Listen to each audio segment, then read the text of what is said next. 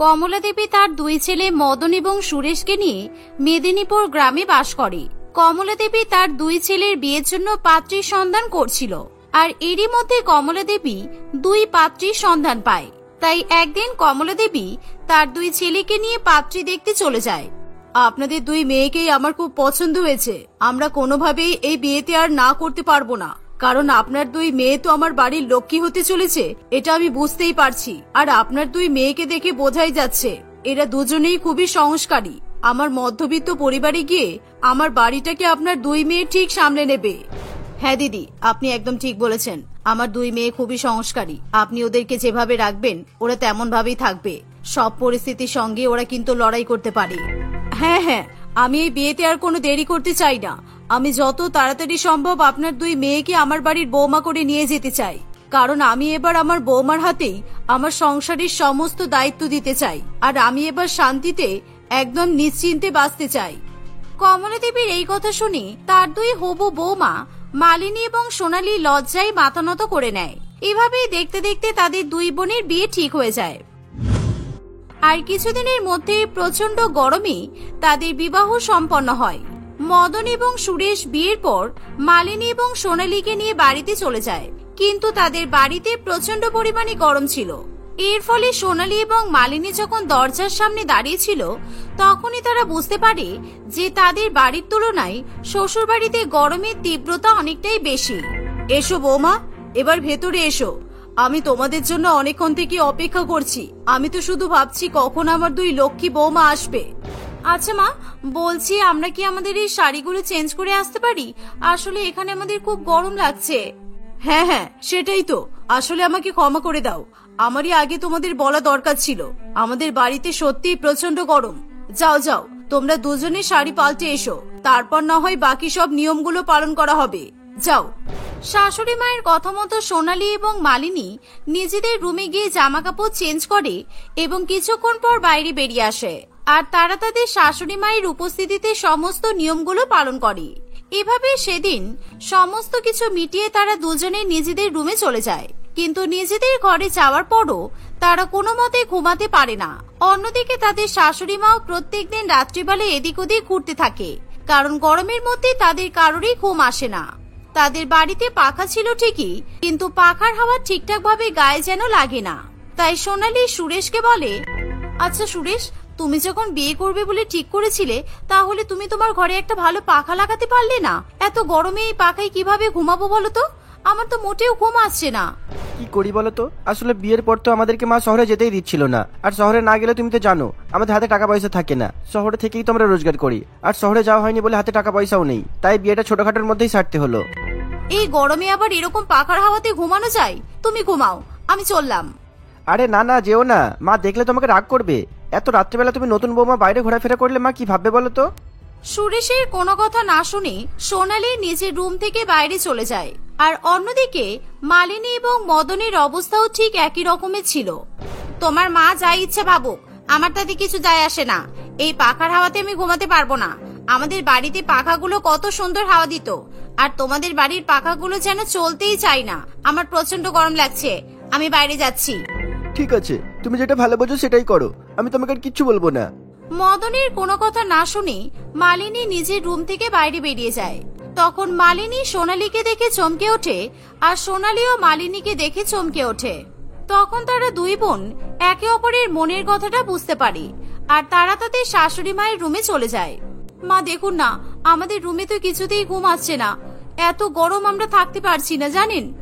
মালিনী এবং সোনালীর কথা শুনে তাদের শাশুড়ি মা নিজের রুমেই দুই বৌমাকে শুয়ে পড়ার কথা বলে।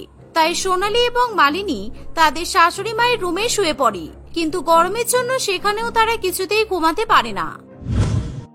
এভাবেই দেখতে দেখতে কিছুদিন কাটে। একদিন মদন মালিনীকে বলে, আরে বাবা, তুমি এত স্যাড হচ্ছ কেন? আমি তো কিছুদিন পরেই চলে আসবো। আর তাছাড়া আমি কি প্রথমবার যাচ্ছি? তবে হ্যাঁ, বিয়ের পর প্রথমবার যাচ্ছি ঠিকই, তবে তুমি চিন্তা করো না। তুমি মায়ের ভালো মতো যত্ন করবে আর নিজেরও খেয়াল রাখবে। আমি আর সুরেশ খুব তাড়াতাড়ি বাড়ি ফিরে আসবো। এভাবেই মদন মালিনীকে বোঝাতে থাকে।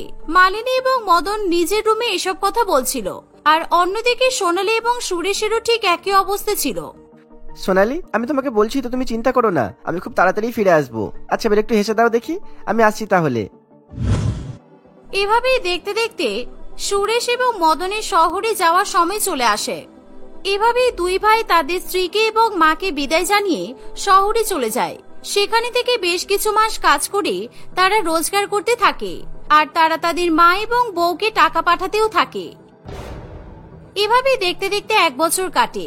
1 বছর পর সুরেশ এবং মদন বাড়িতে ফেরে, আর তাদের দুজনকে দেখে তাদের পরিবারের সকলেই খুবই খুশি হয়। মা, বলছি যে রান্নাঘরে কি একটা পাখা লাগাবেন? আসলে দেখুন না, রান্নাঘরে রান্না করতে গেলে খুব কষ্ট হচ্ছে। আচ্ছা ঠিক আছে, আমি আমার ছেলেদেরকে বলছি ওরা যেন কিছু টাকা দেয়, তাহলে আমি সেই টাকা নিয়ে একটা পাখা কিনে নিয়ে আসবো আর রান্নাঘরে লাগিয়ে দেব, কারণ আমি বুঝতেই পারছি তোমাদের খুবই কষ্ট হয়। আর মা দেখুন না, আপনি আপনার ছেলেকে একবার বলে দেখুন আমার রুমের পাখাটা যদি চেঞ্জ করা যায়। আসলে আমি বললে আপনার ছেলে না রাগ করবে, তাই জন্য আপনিই বলুন। ঠিক আছে ঠিক আছে, আমি বলবো 2টো পাখা কিনে নিয়ে আসতে। এই বলে কমলা দেবী তার 2 ছেলের কাছে চলে যায় এবং তাদের কাছে টাকা চাইতে শুরু করে। মা, এখন তো আমাদের হাতে টাকা নেই। ঠিক আছে, আমরা আর কিছুদিন পরেই শহরে চলে যাব, তখন সেখান থেকে তোমাদের টাকা পাঠিয়ে দেবো, আর তারপর সেই টাকা দিয়ে তোমরা পাখা কিনে নিও, কেমন?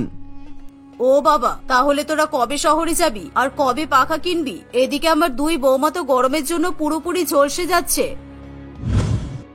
এভাবেই কিছুদিন কাটে, আর একদিন হঠাৎ করে কমলা দেবীর 2 বৌমা তাকে খুশির খবর শোনায়। মা, আপনি ঠাম্মি হতে চলেছেন, মানে আমি গর্ভবতী। হ্যাঁ মা, আপনি শুধুমাত্র একটা নয়, আপনি একসঙ্গে 2টো নাতি নাতনির ঠাম্মি হতে চলেছেন। এই বাড়িতে এবার ছোট ছোট 2টো বাচ্চা আসতে চলেছে। তোমরা সত্যি বলছো? আমি কি সত্যি শুনলাম? আমি তো নিজের কানে বিশ্বাস করতে পারছি না। তোমরা এত বড় একটা খুশির খবর আমাকে শোনালে। যাক, আজকে আমি খুব খুশি হয়েছি। আমার বাড়িতে একটা নয়, একসঙ্গে 2টো সন্তান আসবে, আর আমি আমার নাতি নাতনিকে নিয়ে খেলা করব। কিন্তু বৌমা, আমার তো এখন চিন্তা হচ্ছে। কেন মা, আপনি তো খুশি হয়েছেন বললেন, তাহলে আবার কিসের চিন্তা হচ্ছে আপনার? তোমাদের দুজনের জন্য আমি খুবই খুশি, কিন্তু এই গরমে তোমরা এরকম অবস্থাতে আমার বাড়িতে কিভাবে থাকবে বলো তো? বাড়িতে তো প্রচন্ড গরম।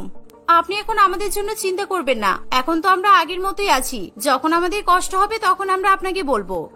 এই বলে সোনালী এবং মালিনী দুজনেই সেখান থেকে চলে যায়। কিন্তু কয়েক মাস পর থেকেই তাদের দুজনেরই গরমে খুবই কষ্ট হতে থাকে। গর্ভবতী অবস্থাতে তাদের আরো বেশি পরিমাণে গরম লাগে, কিন্তু তারা কিছু করতে পারে না। একদিন তারা 2 বৌমা যখন বাজার করতে যায়, তখন তারা বাজারের মধ্যে এক রাস্তার ধারে একটা বড় এটিএম দেখতে পায়। এই মালিনী, দেখ এটা কি বলতো? ওখানে তো বড় বড় করে লেখা আছে এটিএম। একবার ভেতরে ঢুকে দেখি চল তো, ওখানে কোনো মানুষজন আছে কিনা। আর ওই দেখ, বাইরে থেকে একটা এসি দেখা যাচ্ছে। চল আমরা বরং ওখান থেকে একটু ঠান্ডা ঠান্ডা এসির হাওয়া খেয়ে আসি। এই বলে তারা 2 বোন এটিএম এর ভেতরে ঢুকে যায়, আর তারা এটিএম এর মধ্যে প্রবেশ করতেই ঠান্ডা ঠান্ডা হাওয়া অনুভব করে। এত গরমে এত ঠান্ডা হাওয়া খেয়ে প্রাণটা একেবারে জুড়িয়ে গেল। সত্যি এখানে কত সুন্দর ঠান্ডা, যেন মনে হচ্ছে আমি এখানেই ঘুমিয়ে পড়ি। হ্যাঁ রে মালিনী, তুই ঠিকই বলেছিস। এখানে রাত্রিবেলা যদি ঘুমাতে আসি তাহলে আমরা খুব আরাম করে ঘুমাতে পারবো। বাড়িতে তো ঘুমই হয় না, এত গরম, তার উপর আবার মশার কামড়। কিন্তু এখানে দেখ কত পরিষ্কার, আর একটা মশাও নেই। এভাবেই তারা 2 বোনে সেখানে দাঁড়িয়ে দাঁড়িয়ে এসির ঠান্ডা ঠান্ডা হাওয়া খেতে থাকে। আর কিছুক্ষণ পর তারা নিজেদের বাড়িতে চলে যায়। বাড়িতে গিয়ে সোনালী এবং মালিনী তাদের শাশুড়ি মা কমলা দেবীকে ওই এটিএম এর ব্যাপারে বলে। শোনো, তোমরা বরং রাত্রিবেলা ওই এটিএম এই ঘুমাতে চলে যাবে, কারণ এখানে তো তোমাদের ঘুম হয় না। আর এরকম গর্ভবতী অবস্থাতে তোমাদের তো এখন অনেক গরম লাগে, আমি সেটা খুব ভালো করেই বুঝতে পারি। বাড়ির চিন্তা তোমাদেরকে করতে হবে না, আমি এই বাড়িতে একাই থাকবো, আর আমি সব সামনে নেব। তোমরা বরং ওখানে এসির হাওয়াতে ঘুমাতে যাবে, ঠিক আছে? আর সকাল হলেই লোকজন ওখানে টাকা তুলতে চলে আসবে, তার আগেই কিন্তু তোমরা ওখান থেকে বাড়িতে ফিরে আসবে। ঠিক আছে মা, আপনি যেমনটা বলবেন আমরা তেমনটাই করব। আর আজকে রাত্রিবেলা থেকেই আমরা ওই এটিএম এ ঘুমাতে চলে যাব, আর সকাল হলেই আমরা বাড়ি চলে আসব। এভাবেই তারা 2 বৌমা এটিএম এ ঘুমানোর সিদ্ধান্ত নেয়। দেখতে দেখতে রাত হয়ে আসে, আর রাত্রিবেলা তারা 2 বৌমা এটিএম এ ঘুমানোর জন্য চলে যায়। সেখানে এসির ঠান্ডা ঠান্ডা হাওয়াতে তাদের দুজনের খুব ভালো ঘুম চলে আসে, আর তারা দুজনে সারা রাত খুব ভালো করে ঘুমায়। সকাল হতে না হতেই তারা আবার দুজনে বাড়িতে ফিরে আসে। তাহলে এটিএম এ তোমাদের ঘুম হয়েছে তো? আর বলবেন না মা, ওখানে না একটাও মশা নেই, আর এসির ঠান্ডা ঠান্ডা হাওয়া, উফ এত দারুণ ঘুম হয়েছে আপনাকে কি বলবো। আমাদের তো একবারের জন্য ঘুম ভাঙিনি, সারা রাত আমরা একেবারে আরাম করে ঘুমিয়েছি। মালিনীর এই কথা শুনে কমলা দেবী খুবই খুশি হয়। আর সেই দিনের পর থেকে কমলা দেবীর দুই বৌমা প্রত্যেকদিন রাত্রিবেলা করে এটিএম এ ঘুমাতে চলে যায়। আর এভাবেই দেখতে দেখতে বেশ কিছুদিন কাটে। কিন্তু একদিন যখন সকালবেলা তারা বাড়িতে ফিরতে যাবে, তখনই তাদের পেছনে দুটো পুলিশ আসে। আর কমলা দেবী তাদেরকে দেখে একেবারে চমকে ওঠে। কি ব্যাপার, আপনারা এখানে? কি হয়েছে? এটিএম এ রোজ রোজ আপনাদের দুই বৌমাকে দেখা যায়, কিন্তু কিসের জন্য? কেন আপনারা দুই বৌমা ওখানে রোজ রোজ যান? এটিএম এ বারবার যাওয়ার জন্য আর ওখানে আশেপাশে ঘোরাফেরা করার জন্য আমরা আপনার দুই বৌমাকে অ্যারেস্ট করতে এসেছি।